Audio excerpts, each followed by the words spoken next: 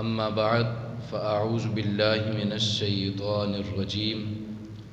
بسم الله الرحمن الرحيم. وأما بنعمة ربك فحدث. صدق الله مولانا العظيم. إن الله وملائكته يصلون على النبي يا أيها الذين آمنوا صلوا عليه وسلموا تسليما. الصلاة والسلام عليك يا سيدي يا رسول الله وعلى آلك وأصحابك يا سيدي يا حبيب الله. مولاي صل وسلم دائما أبدا على حبيبك خير الخلق كلهم منزه عن شريك في محاسنه فجوهر الحسن فيه غير منقسم. يا أكرم الخلق ما لمن أعوذ به سواك عند حلول الحادث العمم. رب صل وسلم دائما أبدا على حبيبك خير الخلق كلهم.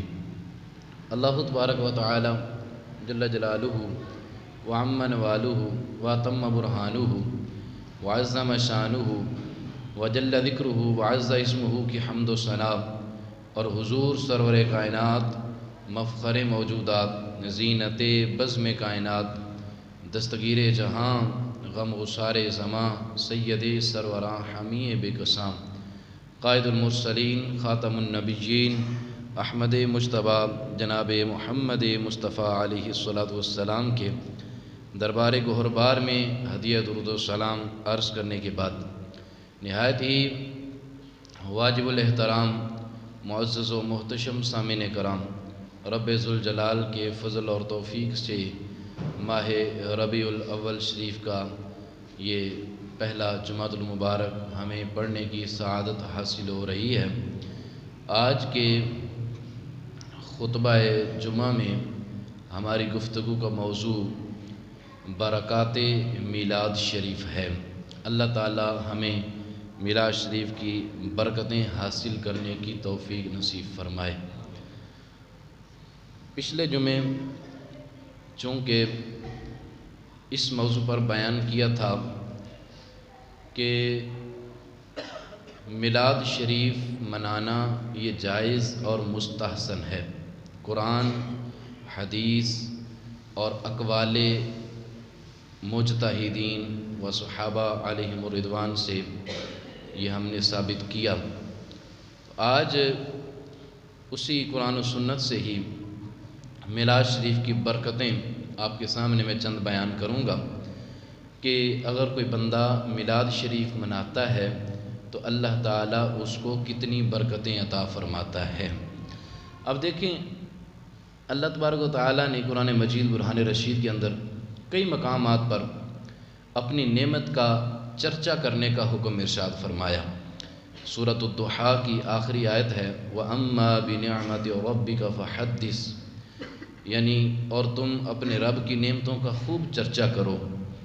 اب دیکھیں، ایک عام سادہ سا انسان بھی اس بات کو بخوبی سمجھ سکتا ہے کہ ہمارے ہاتھ پاؤں یہ اللہ تعالیٰ کی نعمت ہے۔ اللہ تعالیٰ نے ہمیں بہت ساری نعمتیں عطا فرمائی ہیں۔ ہمارا مسلمان ہونا یہ اللہ تعالیٰ کی بہت بڑی نعمت ہے، وگرنہ دنیا میں کافر بھی تو ہیں۔ ہمارا اہل سنت میں ہونا یہ اللہ تعالیٰ کی بہت بڑی نعمت ہے، ورنہ دنیا میں بد مذہب بھی ہیں۔ تو ان سب کے پیچھے اگر دیکھا جائے ہم مسلمان کس وجہ سے ہوئے، ہم اہل سنت میں کس وجہ سے داخل ہیں، ہمارے ہاتھ پاؤں ہم خود کس وجہ سے معرکہ وجود میں آئے، ہم خود کس وجہ سے زندہ ہیں، تو یہ ہمیں حدیث پاک سے بات ملتی ہے۔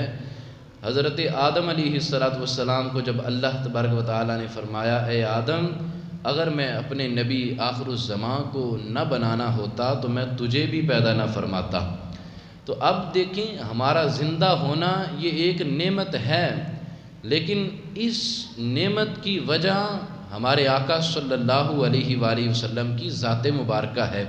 تو اب ایک عام چھوٹی سے چھوٹی عقل والا بندہ بھی یہ سمجھ سکتا ہے کہ اگر ہمارا وجود، ہمارا جسم، ہمارا زندہ ہونا یہ رب کی نعمت ہے، تو تو جس کی وجہ سے ہم زندہ ہیں کیا وہ رب کی نعمت نہیں ہے؟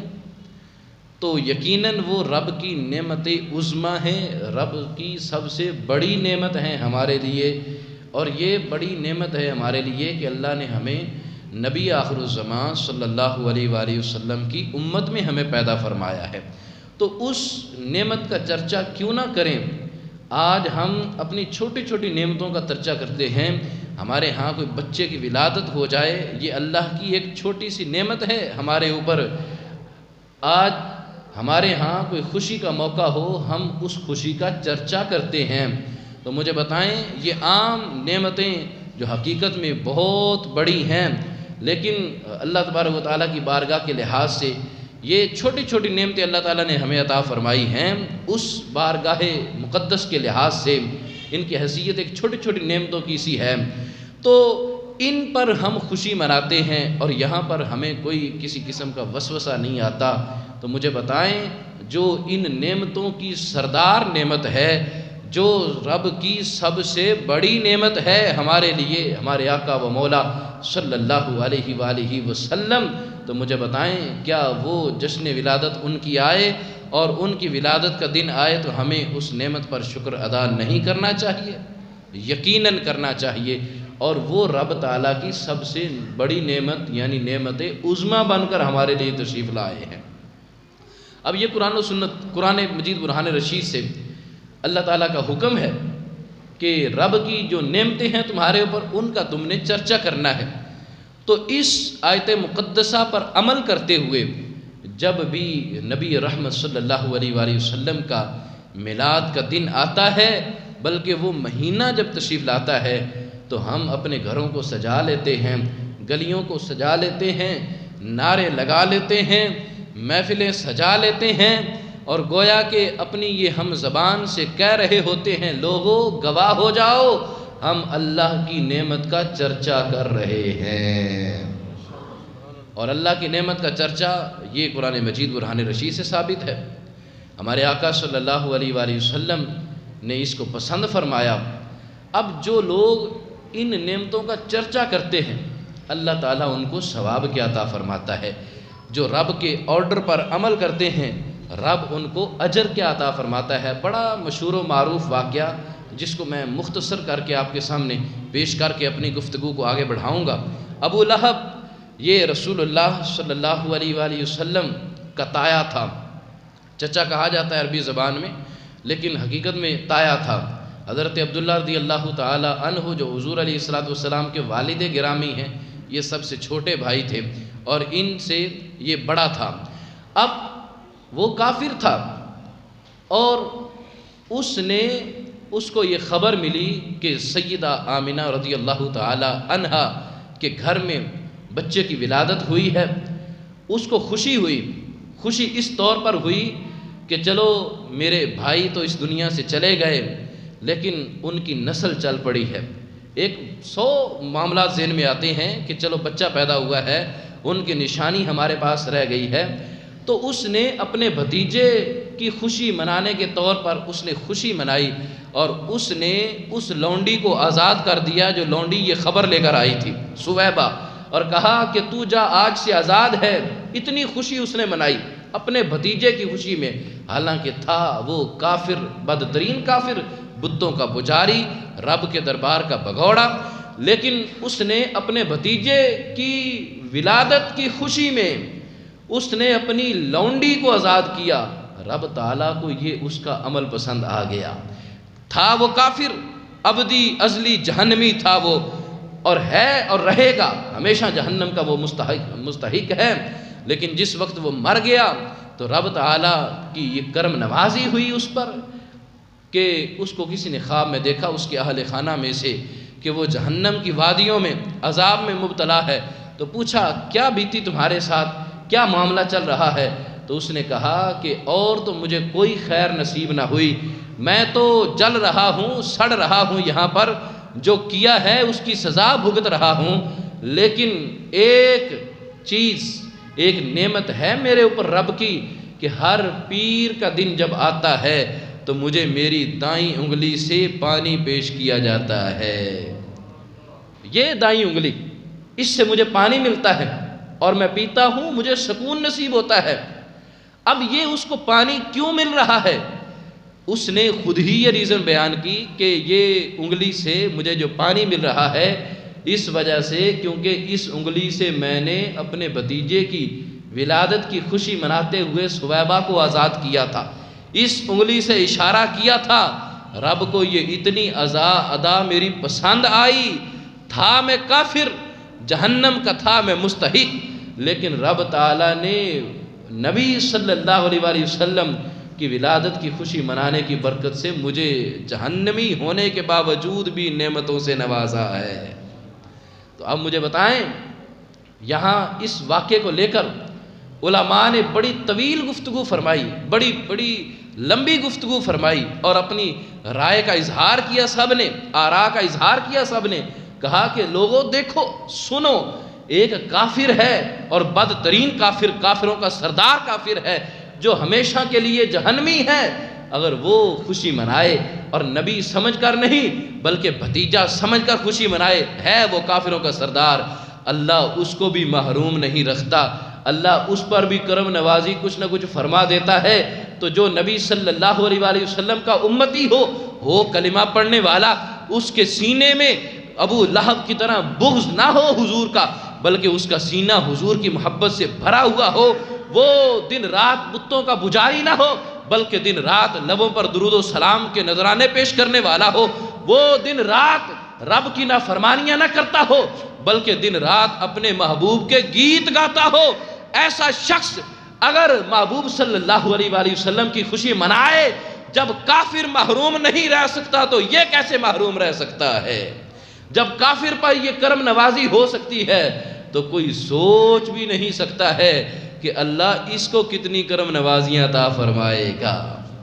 اس بات پر حضرت امام قسطلانی جو کہ شارح بخاری ہیں رحمہ اللہ، آپ نے ایک طویل گفتگو فرمائی اور طویل گفتگو فرمانے کے بعد آخر میں فرمایا کہ وہ نبی صلی اللہ علیہ وآلہ وسلم کا امتی اور پھر وہ میلاد کی خوشی منائے تو پھر وہ اس بات کا مستحق ہے کہ اللہ اس کو جنت میں داخل فرما دیتا ہے۔ یعنی یہ بندہ خوشی مناتا ہے، اللہ اس کو جنت عطا فرما دیتا ہے۔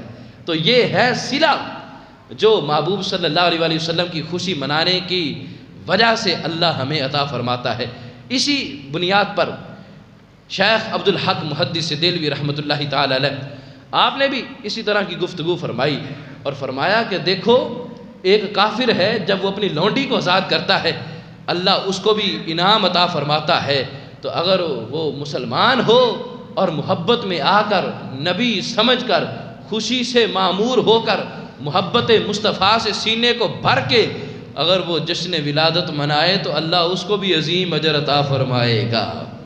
اب اسی بنا پر حضرت حافظ ابن قیم نے بھی لکھا، اسی طرح کی گفتگو لکھی اور کہا کہ جو بھی نبی صلی اللہ علیہ وآلہ وسلم کی جشن ولادت کی خوشیاں مناتا ہے رب اس کو برکتیں ہی برکتیں عطا فرماتا ہے۔ اور امام قسطلانی رحمۃ اللہ تعالی علیہ نے تو مزید یہاں تک لکھا، فرمایا کہ صرف اس تک یہ برکت محدود نہیں رہے گی، یعنی اگر کوئی حضور کی جشن ولادت کی خوشی مناتا ہے رب اس کو یہ انعام مزید بڑھ چڑھ کے عطا فرمائے گا۔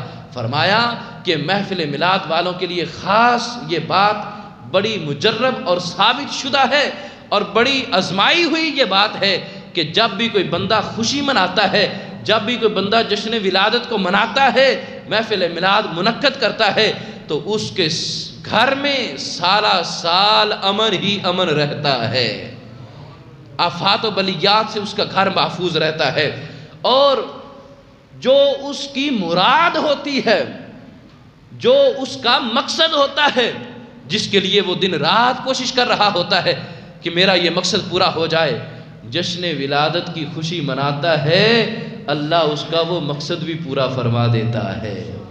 اور پھر فرمایا کہ اللہ تبارک و تعالیٰ اس پر رحمت فرمائے کہ جس نے ربیع الاول کی ہر رات کو عید بنا لیا، ہر رات کو عید بنا لیا، اللہ اس پر رحمت فرمائے، اور جس نے ہر رات کو عید بنا کر سخت کر دیا ان کے دلوں پر جن کے دلوں میں حضور کا بغض ہے، جو جلتے ہیں، جو سڑتے ہیں، ان پر مزید سختی کی اور اللہ کی رحمتوں کو حاصل کر لیا اس نے۔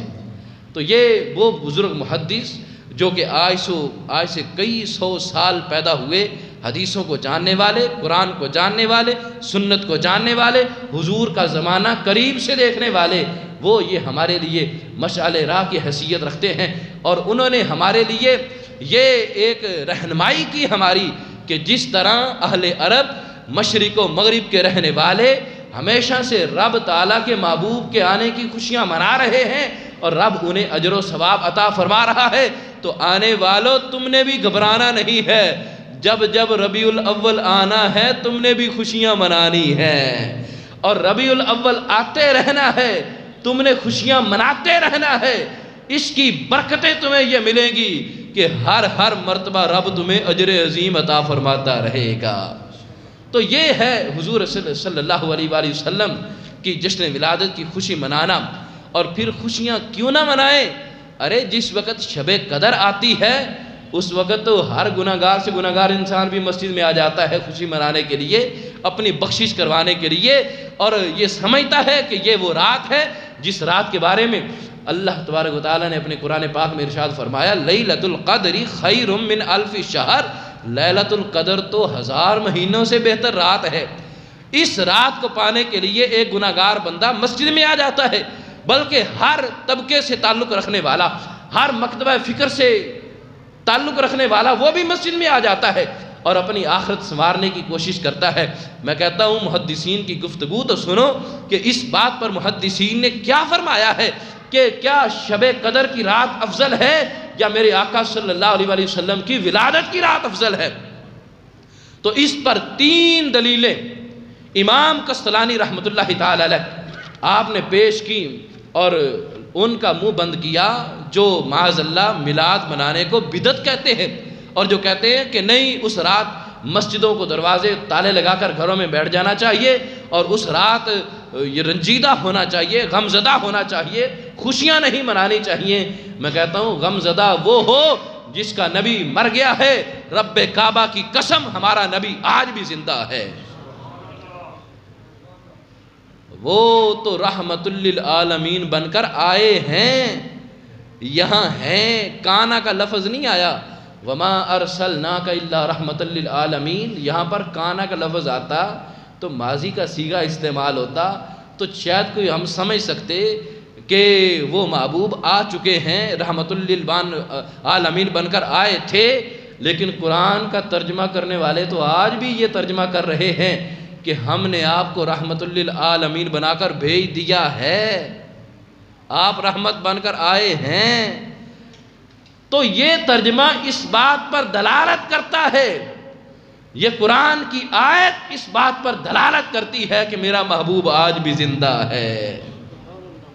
تو ہم زندہ و جاوید کا ماتم نہیں کرتے، ہم ان کی جشن ولادت کی خوشیاں مناتے ہیں۔ اور تم کہتے ہو کہ ان کو موت آئی، تو میرے امام اہل سنت امام احمد رضا کہتے ہیں ان کی موت کی بات کیا کرتے ہو، وہ تو موت آئی وعدہ الہی کو پورا کرنے کے لیے، جو خدا کا وعدہ تھا کل نفس ذائقۃ الموت، ہر جان نے موت کا ذائقہ چکھنا ہے۔ ایک آن کی آن آئی، ایک لمحے کے لیے ان پر موت طاری ہوئی، اللہ نے پھر ان کو ویسی زندگی عطا فرما دی۔ اور ہمارا یہ نظریہ اور عقیدہ ہے کہ جس طرح ہمارے آقا صلی اللہ علیہ وآلہ وسلم اس دنیا میں موجود تھے اور ہماری باتوں کو سنتے تھے، آج بھی روضہ انور میں بیٹھ کر وہ ہمیں ملاحظہ فرما رہے ہیں، اور آج بھی سچے دل سے اگر کوئی ان کو پکارے، ان کی جشن ولادت کی خوشی منائے، آج بھی وہ رحمت للعالمین بن کر ان کو نواز رہے ہیں۔ تو یہ آقا صلی اللہ علیہ وآلہ وسلم کہ جشن ولادت، اور اس پر 3 دلائل دیے امام قسطلانی نے کہ شب قدر اس سے افضل شب ولادت کی رات ہے۔ اور موٹی سی مثال لے لو، شب قدر کو فضیلت کیوں ملی ہے؟ کیونکہ اس میں قرآن اترا۔ شب قدر کو فضیلت کیوں ملی ہے؟ کیونکہ اس میں رب کے نوری فرشتے اترتے ہیں۔ شب قدر کو فضیلت کیوں ملی ہے؟ رمضان المبارک کے مقدس مہینے میں یہ آخری عشرے میں ہے، یہ فضیلتیں ہیں اس کی، لیکن دیکھو تو صحیح کہ رسول اللہ صلی اللہ علیہ وسلم کی حیثیت رب کیا بیان فرما رہا ہے۔ رب فرماتا ہے محبوب تمہیں نہ بھیجنا ہوتا تو میں کسی کو پیدا ہی نہ فرماتا، اگر میرے آقا نہ آتے نہ شب قدر آتی، نہ رمضان شریف آتا، نہ قرآن اترتا۔ ارے جو قرآن تو پڑھتا ہے، ارے جو شب قدر میں جا کر تو نوافل ادا کرتا ہے، جس رات کو تو 1000 مہینوں سے افضل رات کہہ رہا ہے، اور جس رات کو میرا اللہ فرما رہا ہے کہ یہ رات تمہارے لیے برکتوں والی ہے، یہ رات تو ملی ہی میرے آقا کے قدموں کے صدقے ہے۔ میرے آقا پیدا نہ ہوتے تو یہ رات بھی نصیب نہ ہوتی، میرے آقا تشریف نہ لاتے تو یہ رمضان نہ آتا، میرے آقا تشریف نہ لاتے تو کوئی مخلوق نہ ہوتی، نہ آدم ہوتے، نہ عیسیٰ ہوتے، نہ موسیٰ ہوتے، نہ نوح ہوتے، ہر نبی کوئی نبی نہ ہوتا، نہ فرشتے ہوتے، نہ چرند پرند ہوتے، یہ انسان خاکی نہ ہوتا، نہ نوری ہوتے، نہ فلکی ہوتے، نہ آسمانی ہوتے، نہ زمینی ہوتے۔ ہر ایک کو رب نے پیدا میرے آقا کی وجہ سے کیا ہے، تو یہ پتہ چلا کہ ہر ایک کی فضیلت اپنی جگہ ہے، لیکن جو آقا کو میرے رب نے فضیلت دی ہے وہ کوئی اور نہیں پا سکتا ہے۔ تو اس وجہ سے علماء نے گفتگو کی، محدثین نے واضح گفتگو فرمایا ثواب کے لحاظ سے زیادہ ہو سکتی ہے، لیکن ایک ہوتا ہے ثواب، ایک ہوتی ہے فضیلت۔ ثواب کے لحاظ سے اس کا ثواب ہو سکتا ہے زیادہ ہو شب قدر کا، لیکن فضیلت کے حساب سے شب ولادت ہی افضل ہے، اور اس پر بڑے دلائل دیے۔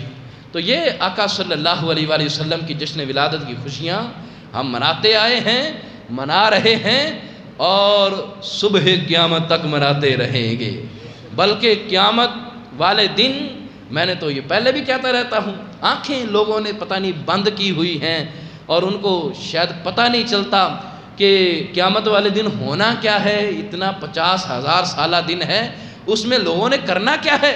رب تو اس بات پر قادر ہے کہ کن کہے اور سارا کام ہو جاتا ہے، تو رب اس بات پر قادر ہے کہ ایک لمحے میں پوری کی پوری دنیا کا حساب و کتاب ہو جائے۔ پھر یہ 50,000 سال کا دن، اتنا لمبا یہ پیریڈ رکھنے کا فائدہ کیا ہے؟ علماء نے اس کے جوابات دیے، کہا کہ دیکھو تو صحیح، آج ہمارے جو دن کا جو وقت ہوتا ہے، تقریباً جو 9-10 بجے کا ٹائم ہوتا ہے، اتنے ٹائم کے اندر 1/3 حصے کے اندر دن کے اگر 3 حصے کیے جائیں تو جو پہلے والا حصہ بنے گا، حساب و کتاب تو اتنے دن میں ختم ہو جائے گا، ساری مخلوق فارغ ہو جائے گی۔ اب مخلوق کیا کرے گی؟ پورے جو 2 حصے ہوں گے، اس 2 حصوں کے اندر کرنا کیا ہے؟ ان 2 حصوں کے اندر حضور کی تعریف فرمانی ہے، اپنے ہوں یا غیر ہوں۔ اس وقت میرے امام کہتے ہیں حشر کو چل جائے گا پتہ عزت رسول اللہ کی کتنی ہے۔ ارے تجھ سے اور جنت سے کیا مطلب ہے نجدی دور ہو، ہم رسول اللہ کے، جنت رسول اللہ کی، دیکھنی ہے حشر میں عزت رسول اللہ کی۔ تو یہ تو قیامت والے دن پتہ چلے گا۔ آج تو ہٹ درمیاں ہیں، آج تو کفر کے تالے، آج تو بد مذہبیت کے تالے لگے ہیں تمہارے سینوں پر۔ ارے تم کیا چیز ہو؟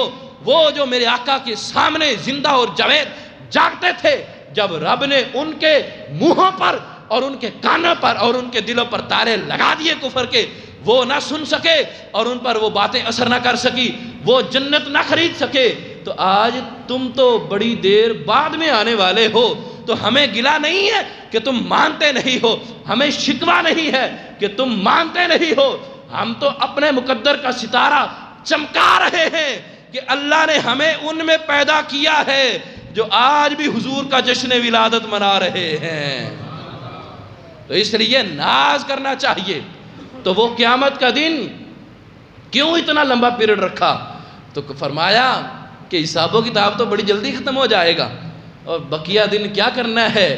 ایک مقام ہے جس کو کہا جاتا ہے مقام محمود، اپنے بھی پڑھتے ہیں غیر بھی پڑھتے ہیں، کہ الہی ہر اذان کے بعد دعا پڑھتے ہیں کہ الہی ہمارے محبوب کو مقام محمود پر فائز فرما۔ اور مقام محمود کو سمجھو تو صحیح، محمود کا مطلب ہے حمد کیا گیا، حمد کرنے والی جگہ جہاں پر حمد کی جائے یا حمد کیے گئے۔ حامد مطلب حمد کرنے والا، محمود مطلب حمد کیا گیا۔ تو محمود کا مطلب سمجھو تو صحیح کہ محمود کا مطلب کیا ہے؟ حمد کیا گیا۔ کون تعریف کیا گیا؟ کون حمد کیا گیا؟ تو فرمایا کہ قیامت والا دن جب دن ہوگا اس وقت حضور کی عزت سب کو دکھانی ہے، پتہ چل جائے محبوب نبی آخر الزمان ہے، اللہ نے ان کے لیے ہر چیز کو پیدا فرمایا ہے۔ اس وقت مقام محمود پر میرے آقا جلوہ گر ہوں گے، اپنے بھی وہاں اپنوں کو بھی بلایا جائے گا، غیروں کو بھی بلایا جائے گا، کافروں کو بھی بلایا جائے گا، جنوں انس کو بلایا جائے گا، نبیوں کو ولیوں کو بلایا جائے گا، اور آرڈر دیا جائے گا ماننے والوں تم نے تو ان کا چرچا کرنا ہی کرنا ہے، آج نہ ماننے والوں اگرچہ تم نے بعد میں جہنم میں جانا ہے لیکن پہلے میرے محبوب کی تعریف کر کے جہنم میں جاؤ، تم سے تعریف کروانی ہے، دنیا میں نہ کر سکے تو آج کرو۔ تو وہاں سارے کھڑے ہو کر اولین و آخرین، افضل و مفضول، سارے کے سارے کھڑے ہو کر میرے آقا کی تعریف کریں گے۔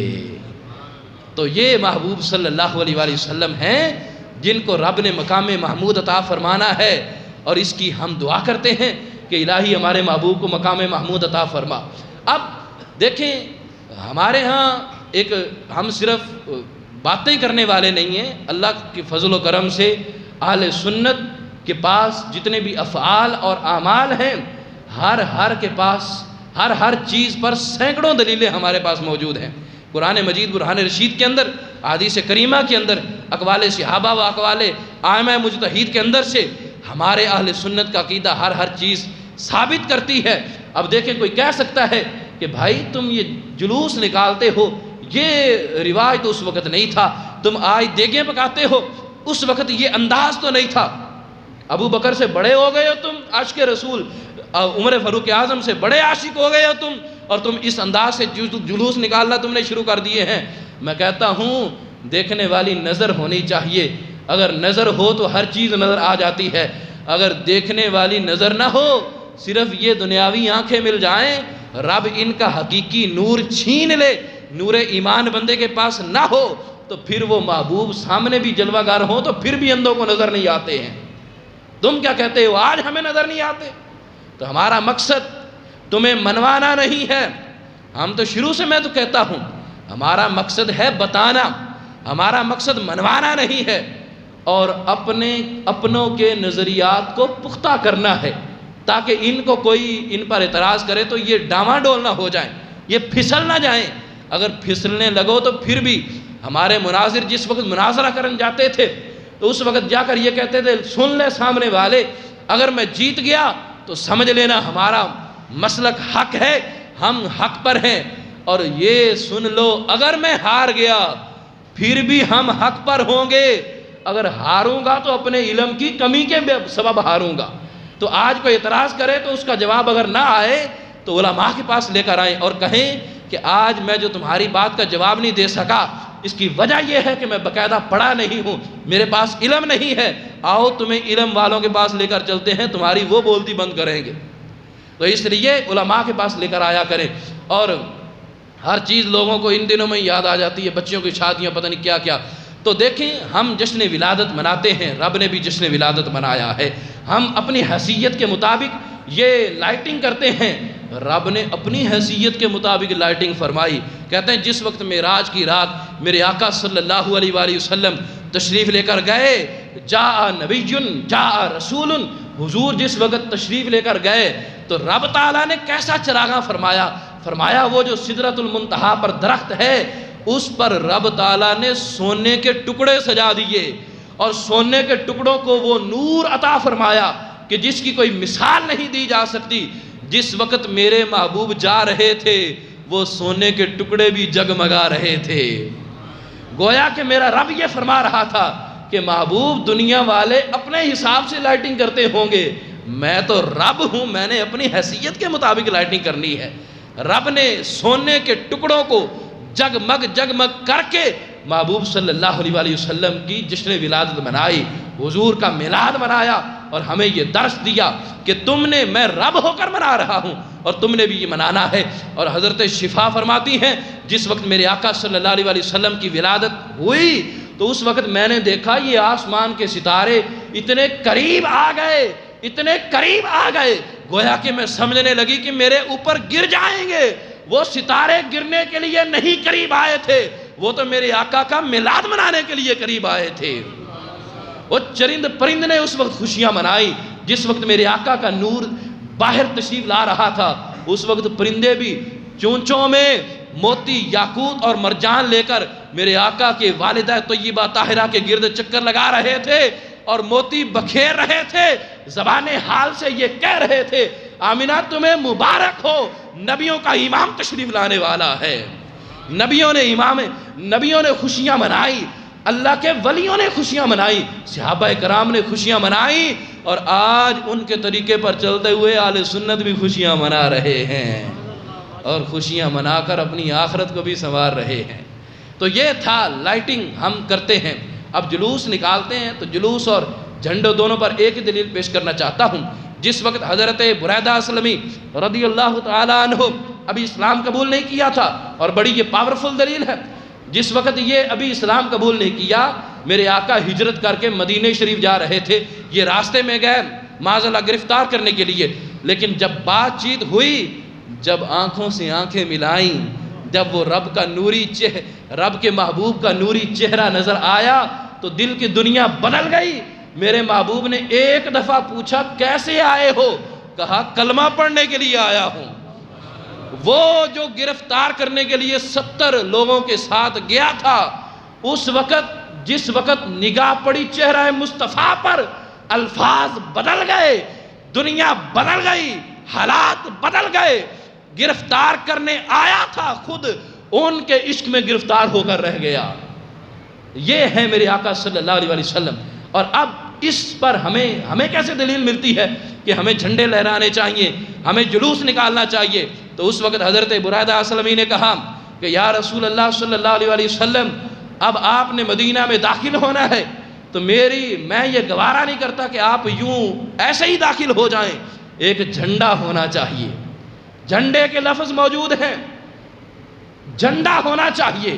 اب اس وقت جھنڈا تو پاس تھا نہیں، اپنا امامہ اتارا، اپنے امامے کو چیرا پھاڑا اور اس کا جھنڈا بنایا، نیزے کے اوپر لٹکایا، لہراتے جا رہے ہیں، نعرے لگاتے جا رہے ہیں، آمد مصطفیٰ مرحبا مرحبا۔ حقیقت بات ہے، عربی کے یہ الفاظ ہیں، جاء نبی جاء رسول، جاء نبی جاء رسول۔ جا کا مطلب ہے آنا، رسول کا مطلب ہے رسول۔ وہ کہہ رہے تھے رسول آ گئے، نبی آ گئے۔ آج ہم بھی کہتے ہیں آقا کی آمد مرحبا، مکی کی آمد مرحبا۔ تو یہ آج ان کے طریقے پر عمل کرتے ہوئے ہم بھی یوں ہی جلوس نکالتے ہیں۔ انہوں نے جلوس نکالا، ہم بھی جلوس نکال رہے ہیں۔ جلوس پر میرے آقا نے خوشی فرمائی، آج ہم جلوس نکالتے ہیں، میرے آقا آج بھی خوش ہوتے ہیں۔ انہوں نے جھنڈا لہرایا، میرے آقا نے خاموشی اختیار فرمائی، بلکہ خوشی کا اظہار فرمایا۔ آج ہم بھی جھنڈے لہرا رہے ہیں، میرے آقا بھی خوش ہو رہے ہوں گے۔ اور نعت خوانی کہاں سے ثابت ہے؟ نعت خوان تو حضرت حسان بن ثابت ہی مان نہیں ہے۔ حضرت حسان بن ثابت اور کئی دیگر بڑے جید نعت خواں حضور کی نعت خوانی کیا کرتے تھے، اور حضور خود کھڑا کرتے، حسان کھڑے ہو جاؤ، میری تعریف کرو، میری نعت پڑھو اور بدبخت کافروں کو جواب دو، اللہ تمہاری فرشتوں کے ذریعے مدد فرمائے۔ تو یہ میرے آقا اپنے صحابی کو دعاؤں سے نوازا کرتے تھے۔ تو آج ہم کہتے ہیں وہ صحابی رسول ہو کر میرے آقا کے سامنے، بلکہ میرے آقا اپنے ہاتھوں سے خود چادر بچھائیں، ان کے لیے سیٹ بنائیں اور ممبر بنائیں، وہاں پر کھڑے ہو کر اپنی تعریف خود کروائیں۔